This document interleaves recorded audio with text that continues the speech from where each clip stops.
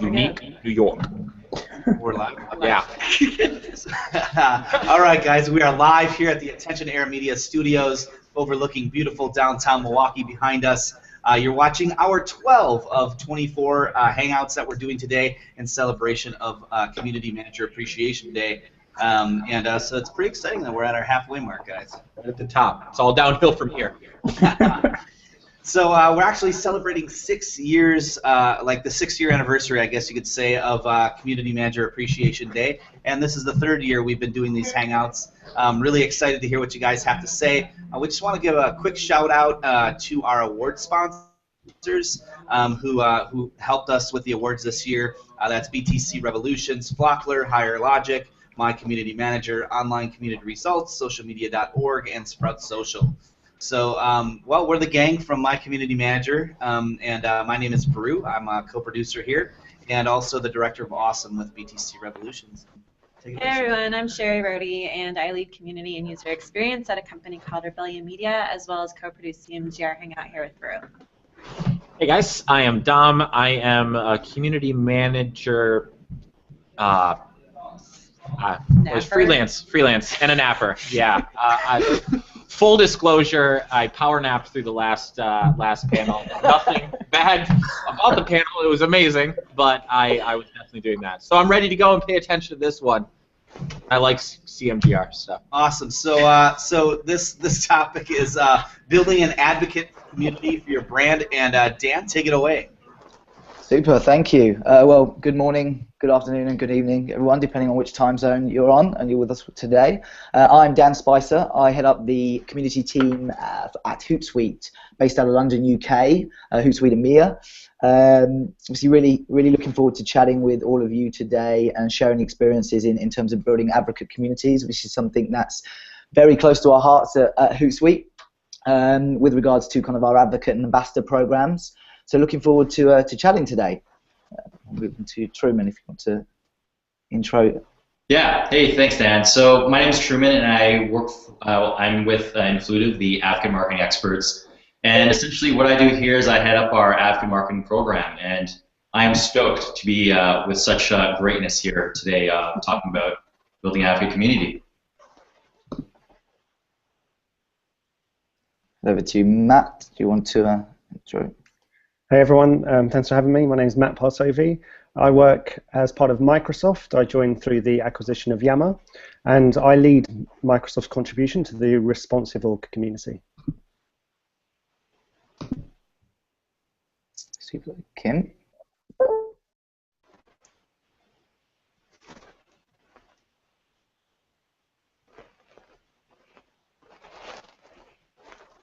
Sorry, you're on the mute there, Kim. Oh, hey, sorry. I thought you said Cammy. I was like, who's that? Sorry. I'm Kim England. I'm from Pearson. I'm the Global Internal Community Director. So my experience around building brand advocacy is really centered around internal and employee brand advocacy. Fantastic. Nice to have you on the call. Christy? Hi everybody, my name is Christy Fedora, and I used to run the Adobe community for Europe, Middle East, and Africa, looking after about 1,300 community leaders across those regions, and I have now set up my own consultancy called The Perfect Circle, and I'm helping brands figure out how to build and engage and manage a community. Super, and last but definitely not least, Alex? Hi. I'm Alex Shivar. I'm the Community Director for Yelp here in London, and I'm very excited to chat about lots of things today. So let's do this. Yeah, well, let's kick off then. Let's kick off with an easy one and straight in. And let's go straight in with you, Alex. If you're on the end there, we'll reverse roles and come back the other way. Sure. But really just wanted to kind of kick off the session around kind of brand advocacy, what it means to you, what it means to your organisation specifically, because it'd be great to hear that from everyone's personal perspectives around what it means for their specific organisations, and then really why it's important to your organisation. Absolutely. I cannot understate brand advocacy working for Yelp, because we would not exist without people who love what we do and love their city and love everything out there that whether it's eating or drinking or playing or going to a doctor or a dentist or whatever it happens to be. In Yelp, we're trying to build the greatest city guide for every city out there that we exist in, and it cannot be done without people who love us and work with us and want to spread good word of mouth. So, you know, you look at a lot of companies these days, basically every company out there, it's all about word of mouth. You can't exist by just buying newspaper ads or buying a television ad or doing anything that you used to do, you know, 30 years ago, 20 years ago, even 5 years ago. The industry has shifted. So without these people that love you and want to spread this word of mouth, you are done from the moment one. So what I do every day is just build people who love what we're doing and want to spread the word and want to get the word out there, not because we're paying them, not because we're incentivizing them, but because they authentically and organically love us. So that's cool. That's great, and I love, obviously, from a word of mouth perspective, it's something that I suppose we're all aspiring to in terms of how we build that advocacy, those advocacy communities. And Christy, I know obviously from your experience with Adobe, obviously within those specific, I know you had a really large internal community as well as external community. So I'm really interested to hear your experiences from brand advocacy perspective as well with Adobe. Well, Adobe was, you know, they have quite a unique perspective on things because it is a company that produces technology that not only people are highly passionate about, but mostly because they're passionate about the technology because it's what they use to generate their living. You know, they're freelancers, they're designers, they're topographers, you know, so they use this technology in order to make their livelihood. So they not only feel passionate about it because they care about it, but also because it's their financial revenue stream, essentially. So it's really important for Adobe to stick close to that community to understand how those products can be the utmost of what they should be, because it's only with that valuable feedback, that valuable product insight, that you're going to be able to make sure that the product is delivered in the way that it should be and meeting the requirements of your market. It used to be, I think, 10 years ago that this role would have been called product marketing, right, or even product management, and you might have the opportunity to go out and meet your very tip-top customers or maybe get a case study out of them, but that came through the sales department. It didn't usually come as a direct link between the product manager and the community, and I think things have definitely shifted there.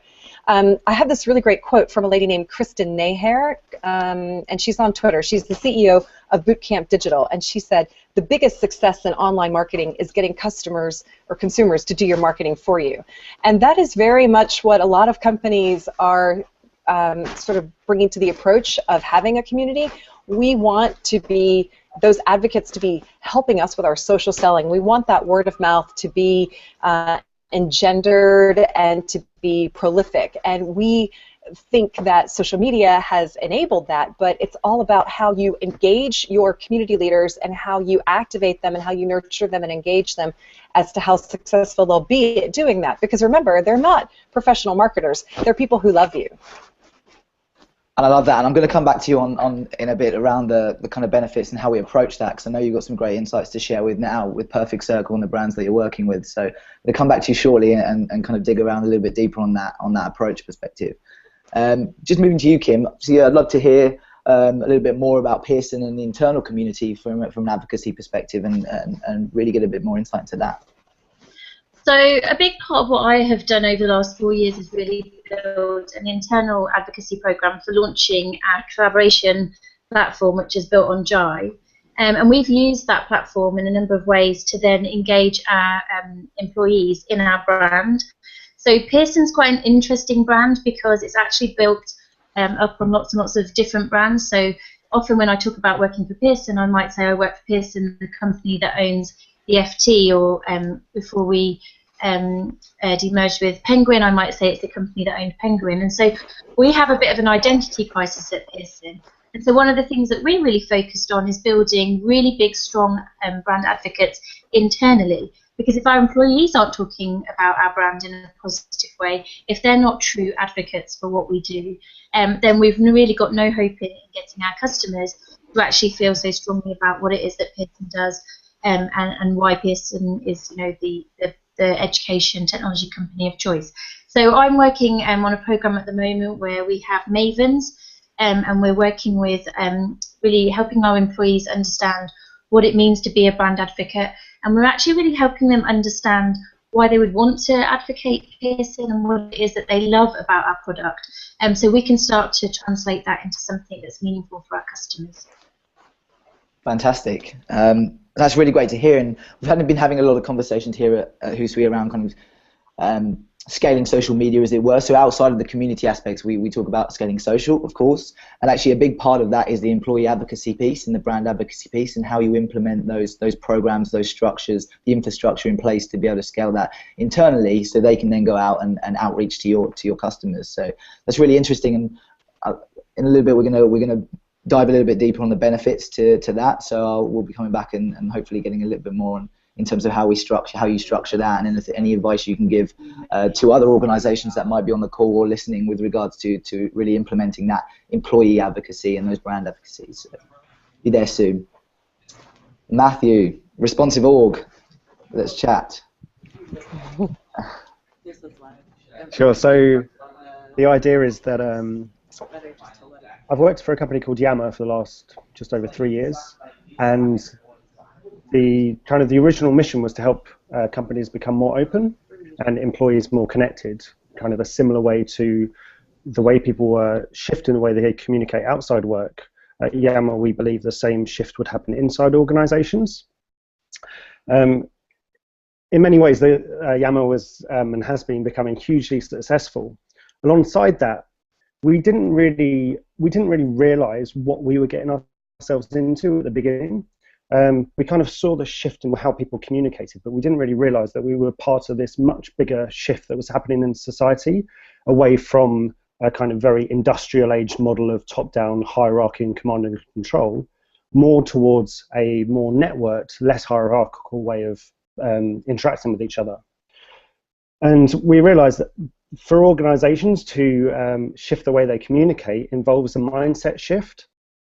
So just over a year ago, we sparked something called the Responsive Organization, with the idea of creating a community of people around the world who are interested in changing the way that their organizations work. So it's something independent from Yammer or Microsoft. It's just a global community that we've been working on we've been trying to kind of help create the conditions to grow for the last just over a year.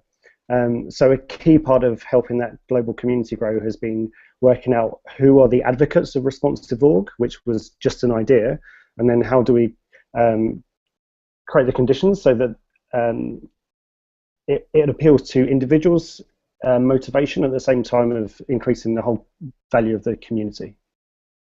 Great, fantastic. And I know it's been growing kind of every month, every week, every month, and I keep seeing the tweets around the community itself. How big is the community now on the Responsive Org side? Are you getting a lot of traction? Yeah, well, I guess that's what kind of makes me think of how do you measure the value or growth of a community. We decided to take a very kind of bottom-up approach and grassroots approach to start, at least. I come from an internal communication background myself, and a lot of my work was in employee engagement. And I remember one of the things that's really key to me is that you can't make people become engaged. You can just create the conditions for them to become engaged. So we've been doing the same with the community. So in just over a year, in about 13 cities around the world, individuals have created recurring meetups. So people who work for different organizations or themselves have kind of created local responsive coffee or responsive beers or a Responsive Org meetup. So we've grown to about 13 cities where they're reoccurring. There have been, I think, over 40 different meetups around the world in, I think, every continent. And numbers-wise, we're on about 4,000 followers. Fantastic. Sounds great. I'm just thinking we're going to talk a little bit about tactics in a second, so we're going to move on to those. So I won't dive in a little bit too much now. I'll give Truman an opportunity to talk for a little bit, and then I'll dive back in. So Truman, it'd be great if you could just give us maybe a little quick intro to Influitive. Hootsuite work with Influitive, that's how we know each other, but it'd be great for those guys out there that haven't used Influitive, don't know who you are, to just give you a bit of background to the platform itself, and then of course if you can just talk to advocate marketing more broadly, and obviously the many brands that you get to work with regards to maybe some of the benefits that they're seeing, some of the advantages to advocacy marketing. Yeah. So thanks, Dan. So, I guess I'll just plug in exactly what we do. So Influitive, we're the advocate marketing experts, and essentially what we do is we create programs for companies, and we have those companies invite their best customers, get them more in touch with their employees, tune in with have their partners tune into their company on a little bit closer level, and it's just a way to kind of catalyze a movement for your biggest fans, evangelists, and of course advocates. So we offer a platform that kind of organizes all the way that companies can do that. And just to answer your question, Dan, brand advocates, in terms of how Influitive sees it, is we took a little bit of a step back and we're talking about advocates in general. Like, traditionally brand advocates is about, spreading positive social, word of mouth.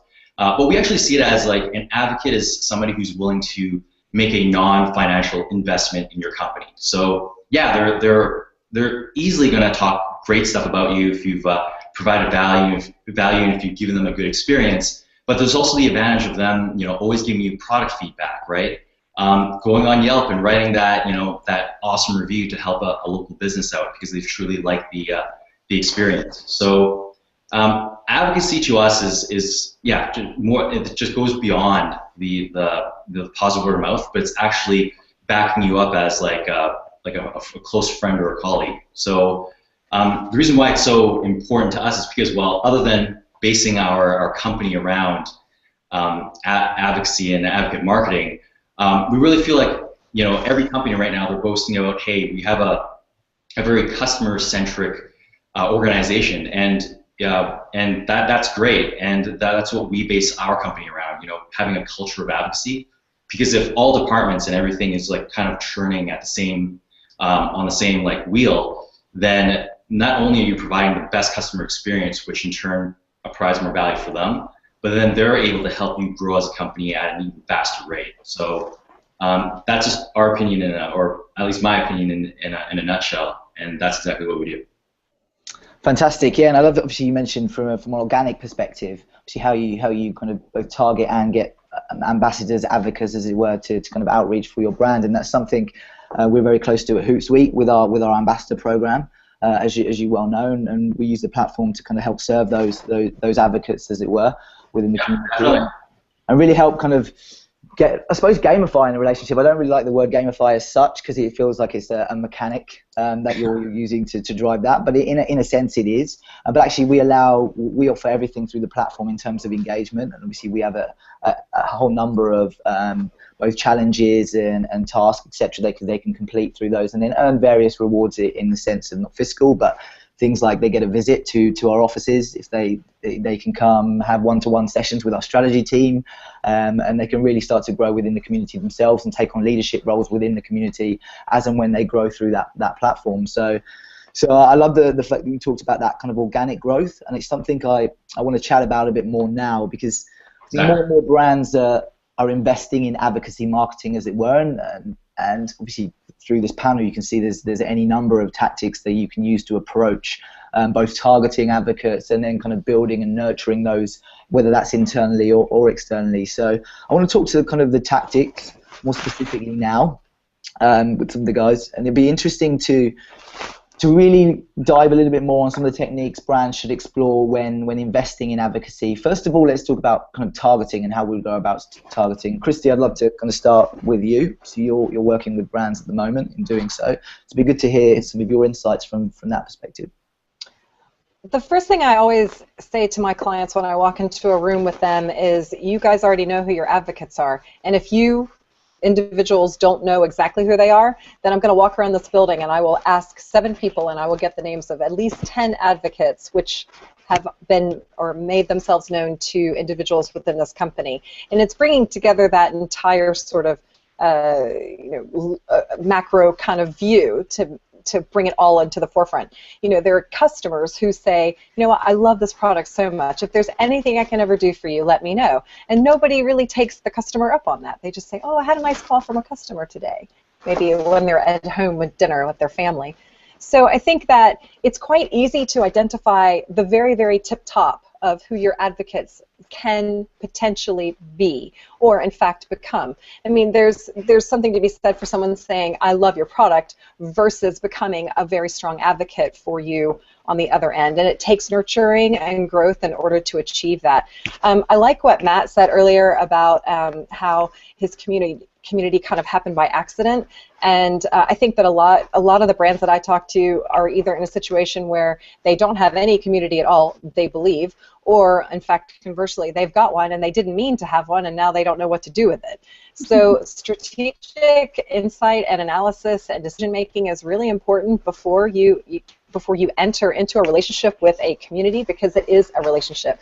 And I think that on the other side, if we think about social selling for a moment, so there's a lot of talk about social selling and influencer marketing and advocate selling, and essentially, it kind of used to be that, somebody would click on a white paper and download it, and they, filled out the lead capture form, and maybe a pre-sales guy would have a look at that data in a CRM system and call them back if he thought that the person had potential, right? But now it's totally changed. That no longer comes from the end user's point of view. It comes instead from thought leadership. The company has to position themselves as a thought leader in social selling. So by having that content, producing it, curating it from amongst their own influencers and pushing it out to the marketplace, that's what makes the difference into how things are topsy-turvy now. So we start with thought leadership, then we go to lead capture, then we go to lead nurture, then we build value, and then we demonstrate success.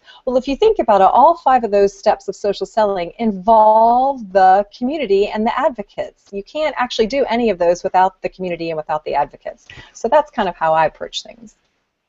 Yeah, and it's really interesting you mentioned social media influencers and brand advocates, because I think often there is that confusion between kind of social media influencers and brand advocates, and influencer marketing and advocacy marketing. And I suppose it's that confusion around kind of the difference between an audience, having an audience, and the difference between influence within that audience. Because you can grow an audience, and I think we could do a whole session on social media audience versus community audiences. Obviously, there's that huge confusion around that.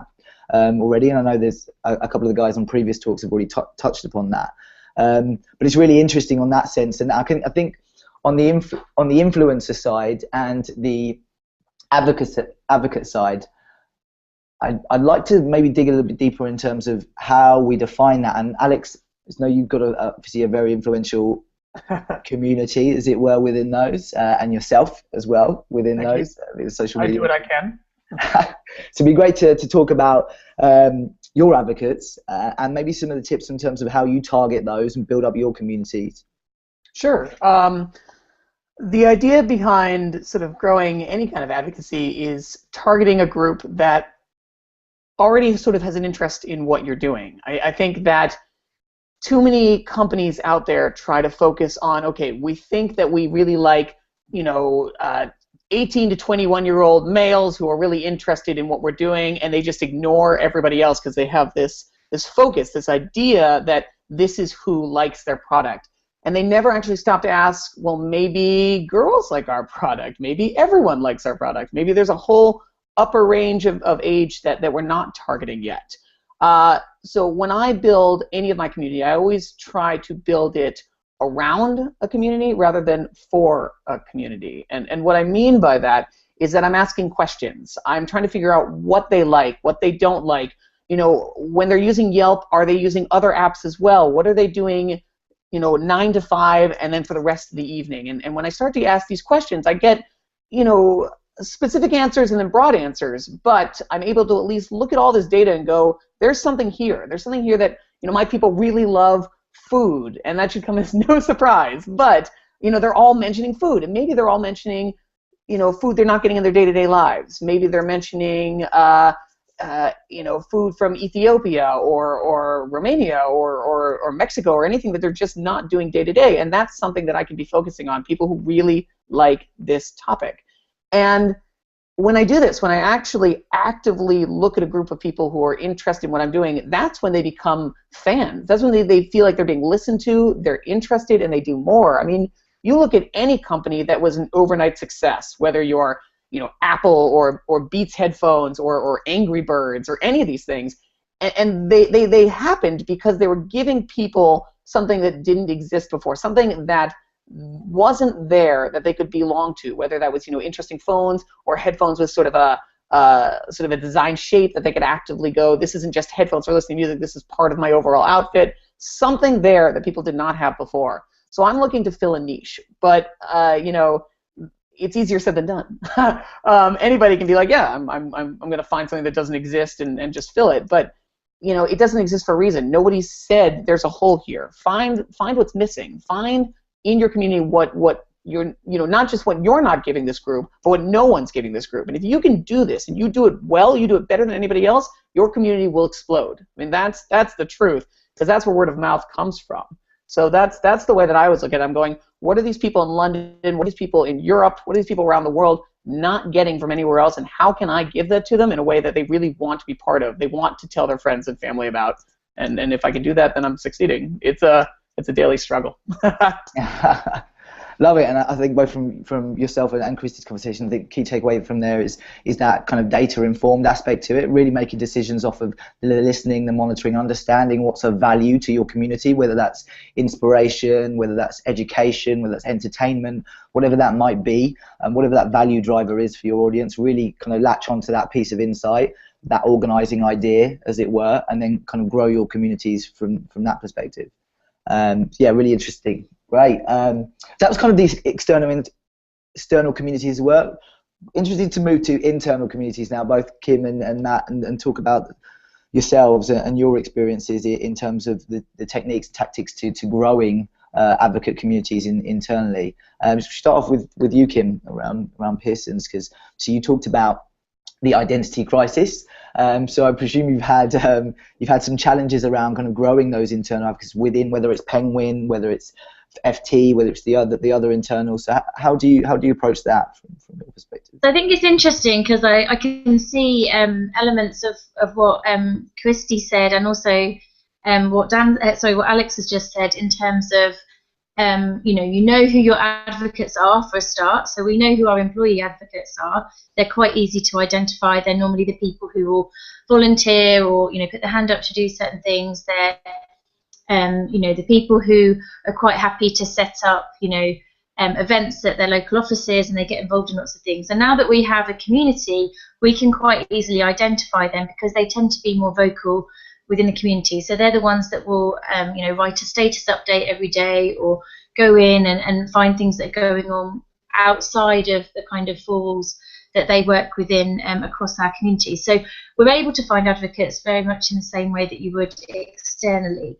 And I think the other thing is that they do also, to Alex's point, already have an interest in what it is that you're trying to do. So they have already started to talk very positively about your brand externally. So whether that's, they're telling the people that they have dinner with on the weekend what an amazing company that they work for, or whether they're just positively sharing our message through their own social networks or whatever. But one of the things that Pearson's really focusing our brand advocacy on is storytelling.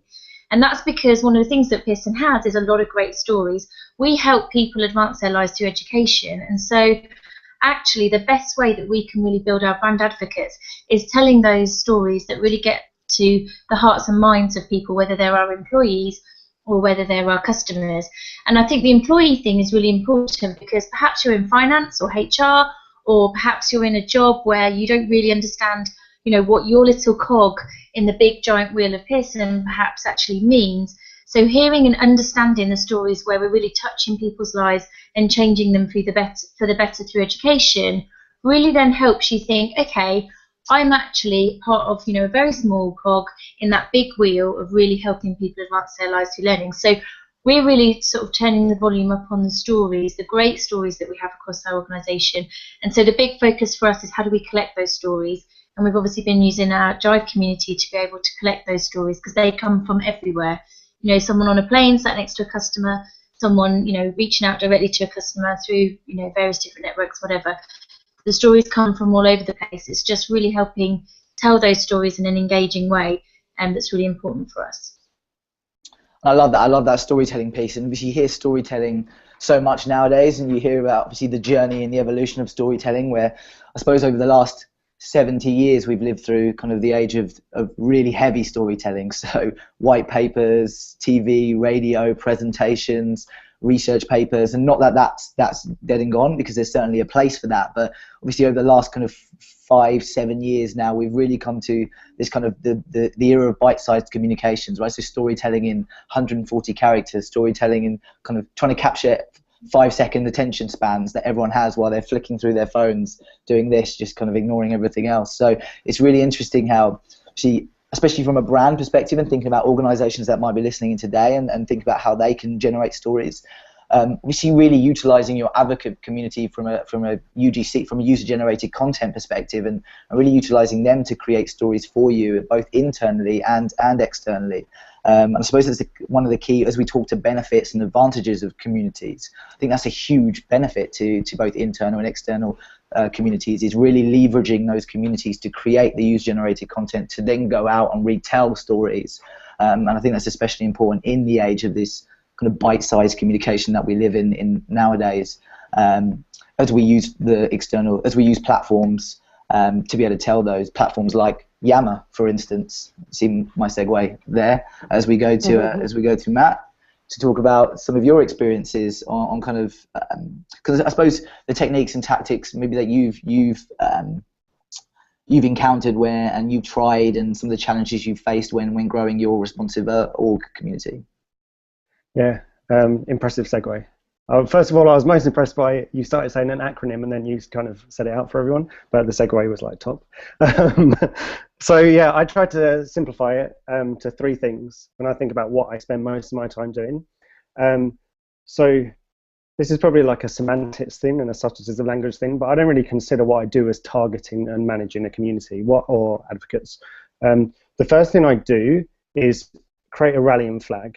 So whether it's internal or external, it's just really clearly saying this is what we believe. So we believe that most organizations were designed for a world of predictability and efficiency. That's given the world, the rate of change in the world is accelerating, we have a world of unpredictability. So it's more important to be adaptable. You need to be able to respond.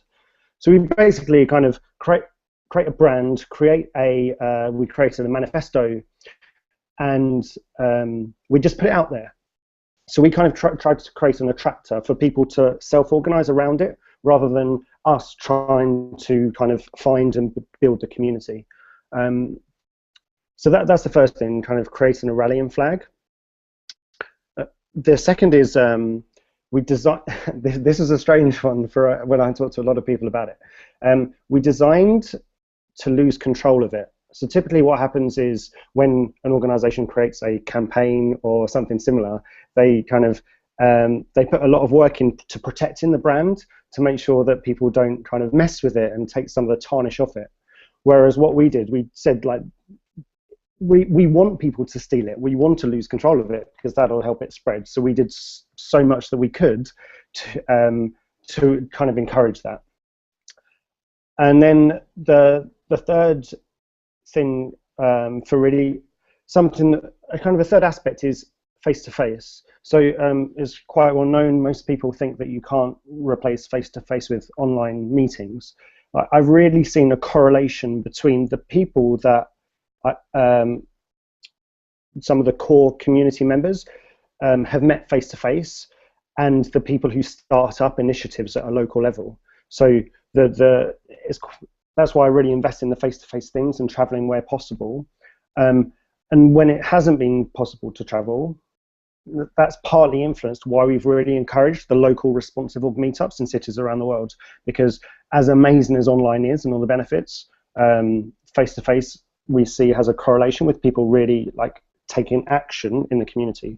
So creating a rallying flag, designing to lose control, and really just encouraging face-to-face, and if we can't afford to be there ourselves, enabling people to connect at their own level.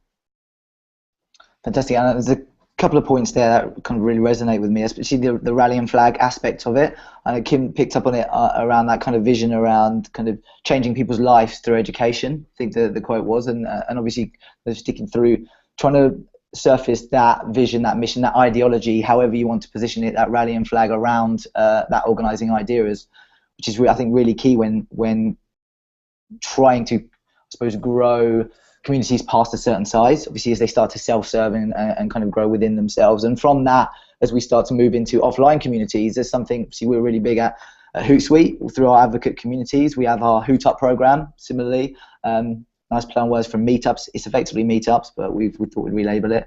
Our advocate communities effectively go out and host their own Hoot Ups within their respective locales, as it were. So last year we held 260, I think, Hoot Ups in 88 countries, and that's really how we've kind of expanded out through to local communities and really grown our local presence. So, of course, as an organization, we focus on certain locales, certain regions, but actually we've managed to penetrate new markets. We've held Hoot Ups in Russia, Turkey, UAE, South Africa, some of the North African countries through that offline aspect. So I'd really love to talk to that, and anyone can kind of jump in at this stage. We've got 20 minutes left in the call, so maybe we'll have a bit of a free-for-all. I will stop asking people to talk, and people can just kind of jump in when they want to. So if anyone wants to talk to offline communities and that face-to-face piece, yeah, actually, Dan, if I could chime in, yeah, you guys are an excellent example of just how you've managed to have your advocate community just totally form your brand and go into new markets. Because how we see it is that, you know, advocate marketing is so prevalent and so essential in a regular community setting is because, you know, there were some statistics pulled from, I think, the NN group on basically, you know, the 99 and 1% rule, where it's like, oh, in a community online, 90% of them are lurkers, 9% are casual interactions, and then the 1% that are really heavy forum users. And for us, we firmly believe that that 1% that drives a majority of the conversation are your advocates. Like, these are the ones that generally are super, not just you know, in a practicality sense involved with your brand, but they're emotionally invested. And it's that type of emotional investment. It's almost like, you know, making a friend and having them become an advocate of yourself, where that relationship gets really sticky and you're able to scale it on such an incredible level, like Hootsuite. So, you know, just, you know, props on that, you know. So I don't know, does anybody have any other opinions on, you know, how that advocacy piece plays into communities, or are they one of the same, or what does everyone else think? I can jump in here if you don't mind. I'm not sure if anybody on this panel or I guess around the world has been to a Yelp event, but if you haven't, do it. Find your local community manager. I'm a little biased here, but they're awesome. And I'm not just talking about, you know, the drinks and the food, because anybody can throw drinks and food. Anybody can throw a party that you know, has lights and colors, and you'll walk away going, that was a very cool party. The idea behind these Yelp events is to really take this local community of people who are interested and love their city and introduce them to business owners and event spaces and hidden gems and things they've never seen as a way to sort of authentically merge them together. And we have sort of this idea where if we take people online and bring them offline, they'll want to do more together in both spaces. They'll want to form this community. It's not just like, oh, I'm going to another party. They're part of this Yelp event. I can't do this without them. And I think that's where the industry is sort of shifting. You know, I've been in London about 3 years now, and even 3 years ago I was seeing a lot of just parties, you know, just like, here's a drink, here's some appetizers, here's some canapes, go nuts. And now I'm going, and it really seems like people are going, here's a reason, here's why, here's what makes this space really unique and different, and those are the ones I remember. I'm still being invited to these ones that still have cocktails and canapes, and it feels like they're just, you know, checking boxes, and then it's a year later and I realize I've never been back to that website, I've never used that app, I've never ever been to that space again. I can't even remember what it was called. But the ones that actually make a point to go, this is our community, this is what we can show them, this is, you know, something interesting, those are the ones I remember. And I think the industry is really shifting that way, and it's a cool kind of thing. It's really neat. Well, Alex, just on that point, that's a really excellent point, and it's because of what several of us have kind of alluded to. I think Matt said it as well. But, you know, Camille Reckitt said it best when she said, as you develop trust, you develop brand equity. And that's actually why people go back. It's because the trust has been built. It's that engagement. So you start with the trust, and then they want to see what you're doing. That you've empowered them with insider knowledge, so a behind-the-scenes view of this particular restaurant, Alex, or here's a fantastic community event that's happening in Japan with Hootsuite. You guys should come along, and we're going to be there, and we're going to be talking to you, and we're going to be interested in this because we're showing you that we care about you, and therefore that trust is built. And that's where long-term loyalty and engagement comes in. You can't have that without that level of trust. And I think for online communities, I think marketing teams get a little bit concerned because they think, oh, well, if I'm going to be investing in a community, I need to be able to see that they're doing stuff for us, they're online, they're social media, because all of that is trackable, right, which is fantastic. But what about people who aren't great on social media but are fantastic networkers? And everybody can think of somebody like that. I mean, if you think about, kind of the mom and pop store from 50 years ago, they didn't have social media, but they knew every customer's name and when her husband was sick and what kind of flower she liked, right? And so that's why people buy from other people. They don't buy from companies. They buy from who they trust.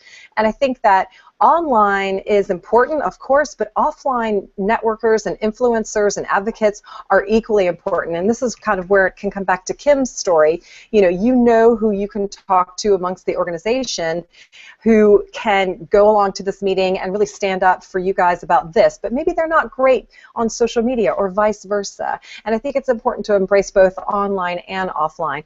Plus also online gives you the ability to find new potential customer advocates and nurture them and grow them from prospect stage even.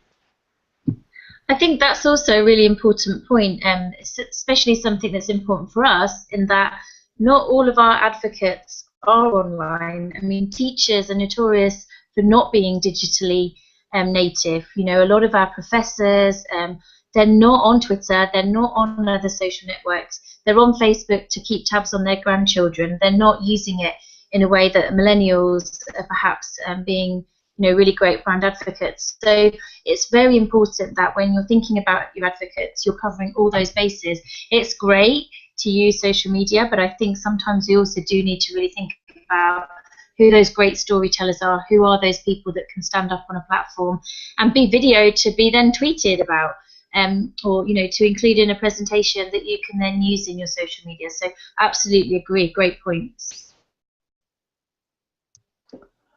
And just picking up on that offline piece and what you mentioned around trust, actually, I think obviously trust is that key piece to building sustainable advocacy. So making sure that obviously you have that long-term advocacy piece, but also trust in the sense of, Matt, you mentioned that you look to communities and you look to lose control within those communities. Obviously, trust is a big part of that losing control. And I think when brands look to build advocate communities, sometimes what they don't consider is that element of you do have to relinquish control of your brand message a little bit to those advocates. You have to relinquish control of your brand image a little bit in terms of like you're passing over ownership, because they're the advocates who are then going to go out to their respective peer networks and their communities and talk about you or talk about your business. And I know a lot of brands are scared sometimes about that. Historically, obviously, we tried to retain that tone of voice and retain the message and retain how we go to market, as it were. So for those brands, I suppose that may be a little bit concerned about the control piece and building trust. Kind of, I suppose the question is, what would you say to that, and how could you kind of alleviate some of those questions? I think the first thing I would say is increasing customer retention rate by 5% can increase profits by up to 95%, according to the Harvard Business Review. Think on the basis of that financial algorithm, you might want to be okay in letting go of your brand just a tiny bit. Fantastic. It's a tweetable quote. Well, it's funny to me because all these businesses, when I talk to them, they're very nervous about the power being out of their hands. But it's not like word of mouth didn't exist beforehand. People were always talking about their businesses. Clients telling other clients was how they grew. It's just louder now. They can just see it more. But to think that it didn't exist before is ridiculous. So they just need to, do their job well. If you're doing your job well and people are talking about you, it will reflect in the social media. If you're not, learn from the social media. That's the biggest thing. You can learn so much faster about things you need to improve just by reading your tweets, getting it out there, asking for opinions, and you'll become better because of it. Well, there's lots of statistics out there, and they're debatable as depending on, you know, which corporation ran the survey or what have you. But, you know, there is some good stuff out there that says that repeat customers spend 67% more. You know, word of mouth recommendations can influence up to 80% of decisions. Referrals are 3 to 5 times more likely to result in purchase, et cetera, et cetera, et cetera. But I think that all of those things, what it's done is it's actually created this weird bubble that marketing never had before, where the brand is being actively discussed in public places that is broadcast. And that's, you know, it used to be that you would say, you know, if a customer has a bad experience, he'll tell 10 friends. If he has a good experience, he'll tell 2, right? And so you had to be concerned about those 10 extra people hearing about that negative experience. But now that is 100 or 1,000-fold because of influencers and their hold on the market in which they are championing. So I think that it's really important that organizations, yes, do exactly as Alex said, embrace that concept, but it means a total shift in how you approach your market. It means having transparency. It means, most importantly, making sure that that transparency goes across the entire organization. You know, you don't want an influencer getting one experience from sales versus a totally different experience from customer support. That's when the trust breaks down. That's when your brand equity goes down. You can see it's all in a line, right? And you've got to make sure that the line has that same sort of level of transparency and agreement and commitment to the community, which is why I work so much with my brands, talking about, you know, we're one person sitting in this room having this conversation. But if everybody in your organization doesn't feel the same way, we might as well stop now, because the community has to believe in you, and that means every interaction with them has to be the same, and it has to be transparent. One of the on the transparency that Christy mentioned, and also the control that Dan mentioned. Some of the responsible community created a tool. You can find it by searching for responsible discussion scales. The reason I mention it is that what we found is that there's no you have to lose control or you have to control things. It's not you have to be really transparent or everything has to be private. Like, there are scales. So for some things, it's better to optimize for experimentation, and for some things actually in your organization it makes sense to plan things a lot. Another one, yeah, it's really important that some aspects should be controlled, others maybe open up and empower people, and then similar for transparency and privacy. So by no means am I saying you've got to lose control or things must be transparent, but it's just being conscious of, rather than a default of one or the other, it's thinking about, okay, where can we push things a little bit according to our culture. Just to quickly chime in about this relinquishing control and everything, I think, yeah, definitely, you know, given the social landscape and given the power that's now over on, you know, on an individual respect, I think that brands need to actually have something worthy to talk about, right? So, you know, the reason why I think that brands are so stuck on, hey, you know, we need our advocates or, you know, the marketplace to talk about us this way, is because maybe they don't have anything else for their advocates to talk about. Like customer service, having a great customer service experience is something to talk about. But if you're an exciting brand, if you're, you know, if you're just an inspirational, like if you're in an inspirational type of mode, then you can give your customers or your advocates something to talk about, which in turn helps shape the brand. So, like, even though I agree with the whole relinquishing control, I do feel like there's things that you can do in collaboration with your advocates to help you both build brand and also add value back into their lives. Fantastic, some great conversation. I'm getting a 5-minute wrap-up warning now. So I wanted to just quickly, and for us not to go on too much of a diatribe, kind of end on the $1 million question around kind of measurement. And if one person could just, if we could just maybe go, let's go left to right, starting with Alex. Just around kind of how you and your organization measure advocacy, and maybe one tip, one key takeaway for the audiences around that as well. Absolutely. Advocacy is the gold standard, isn't it? You know, you can look at metrics and you can look at numbers, and those are nice. The way that I personally measure it is engagement.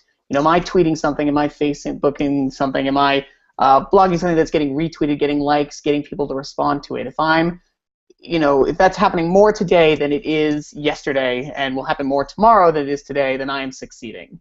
Don't get me wrong, I look at all the metrics and all the numbers as well, but on a personal level, if I can see more engagement day to day, that's how I know I'm winning. That's how I know I'm succeeding and growing my community more so every single day. And one single tip, I think, is just, be social. It's in the word, social media. Too many brands out there are trying to grow community with, prizes or contests or anything that sort of will create a spark right now, but is it engagement? Will those same people be back tomorrow when you don't have a contest? The answer is probably not. Find ways to actually actively engage with the people who are interested in you, and that's when you will turn them into fans. The fans come from the word fanatics, and although fanatic has a negative sort of connotation, that's who you want. You want someone so passionate about you, they want to talk about you all the time to everybody they know, and that's how you do it. Great. Christy. Thank you.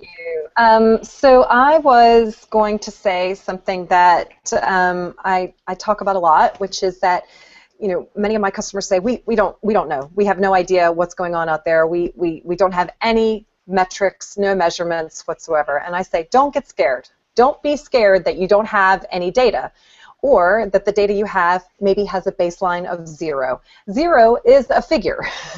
And so don't be scared of the figure 0, because it means that you can only go up from there. And then just measure whatever you have the ability to measure. If you have a community forum, measure how many new people come into that forum. If it's 0 right now, let's try and get 5 by the end of the week. What do we need to do that? You can set realistic and achievable goals that won't make you feel like a failure, because every single teeny tiny thing that you do that has an engagement factor with community will come back to you tenfold. Just put that effort in. And that's why a community management role is a full-time job. And it's not a role to be shared as 50% doing that and 50% doing social media management and 50% reporting up to the exec team and 50% traveling, because that's too many 50%s. So instead, it's about measuring what you can, setting realistic goals, and making sure that that engagement factor is there so that everything that you do does in fact come back to you. Fantastic. Thank you. Kim.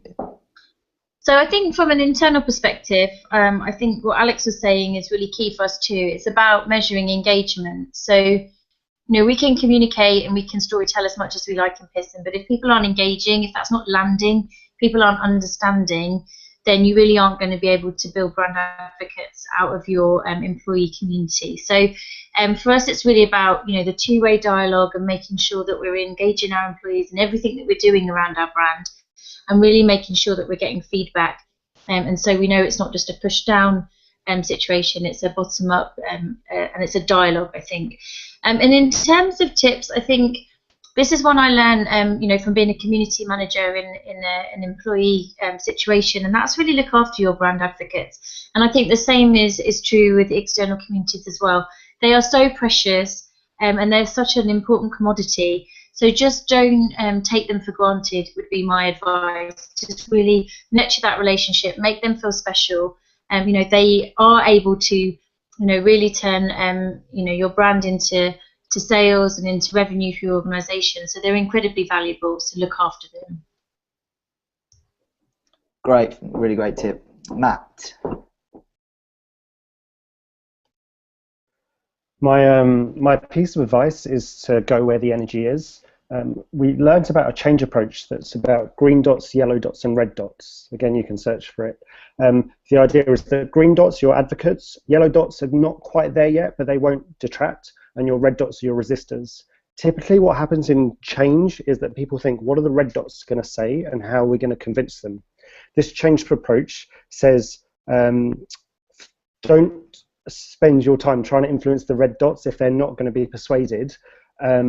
Focus on the yellow dots, because they could be influenced. And a great way to influence the yellow dots is by supporting your advocates, your green dots. So my tip would be to go where the energy is. And as for measurement. I work for a large organisation, so we have lots of conversations around drilling down as far as outcomes. So, for example, measuring customer service. What's the impact on customer service, resolution time, or the number of tickets you can resolve? But my favourite kind of thing that I read about measurement is from David Hyatt, who organises the Do Lectures, and his quote was, "We measure the success of it all by the decibel level in the canteen and how late everyone stays up on the Saturday night." And that really influences a lot of what I do. Fantastic, great quote. And I'll be researching that, the green, amber, and red dots very shortly after this call. And Truman, sorry to rush you. Lost 30 seconds. Yeah, 30 seconds. I'm going to stop with everybody else.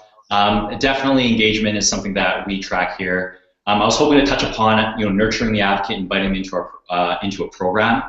But essentially, yeah, that's what we do at Influitive. We offer that platform so that people can actually invite their best advocates into a program, and then thereon recognize all those advocates for all activities they do. So for us, it's engagement, reviews, word of mouth. We track all that, and it's very hardline. But yes, I also agree about the green influencing the ambers. Like, those are important as well. So thanks.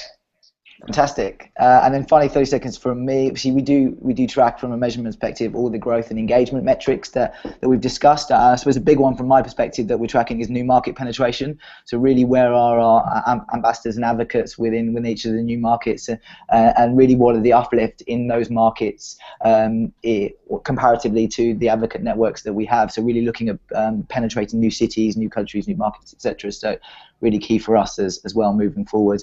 Rush that last little bit. Handing over to Brew a minute late. I think we're just about on time. Oh, you guys, thanks for chatting. You guys did fantastic. Thank you. Yeah, seriously, I could have listened to you guys go talk about that for another hour. So yeah, fantastic. You were at the top of our views so far. So this is a great hour. So thanks, guys. Everybody's finally waking up. Yes.